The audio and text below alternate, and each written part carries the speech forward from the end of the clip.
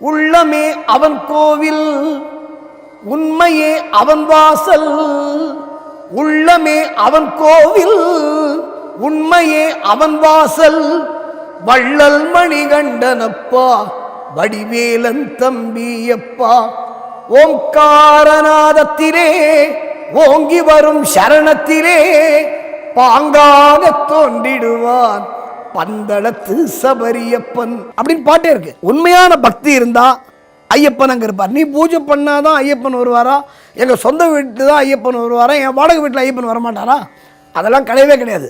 அது அவரவர்கள் என்ன வசதி உண்டோ அதுக்கேற்ற மாதிரி பூஜை பண்ணிக்கலாம். கன்னிசாமிமார்களுக்கு என்ன ஒரு டிப்ஸ் அப்படின்னு சொன்னால், முதல் முறையாக மலைக்கு செல்பவர்களுக்கு ஐயப்பன் ஸ்பெஷலாக ஒரு தரிசனம் கொடுப்பார். அதில் ஒன்றும் டவுட்டே கிடையாது. அப்படி போகும்போது ஏன்னா ஐயப்பனுடைய பார்வை கன்னிசாமிமார்கள் மேலே விழும்போது நம்ம அதை கரெக்டாக பயன்படுத்திக்கணும். அதான் நான் கன்னிசாமிமார்களுக்கு சொல்கிறது. என்ன பண்ணணும் அவங்க அப்படின்னா, 41 நாள் விரதத்தை முடித்து மலைக்கு போகிறீங்கல்ல, இந்த மலைக்கு போகிற அன்னைக்கு இருமுடி கட்டும் பொழுது ஒரு ₹1 காயின் நல்லா கேட்டுக்கோங்க, இல்லை நல்லா எழுதி வச்சுக்கோங்க. ₹1 காயின் இல்லைன்னா ₹2 காயின், இதை இருமுடி கட்டும் பொழுது நல்லா பிரார்த்தனை பண்ணி, உங்களுக்கு என்ன பிரார்த்தனையோ, இன்றைக்கு பல பேருக்கு பல பிரச்சனைகள், பல பிரார்த்தனைகள் இருக்குது.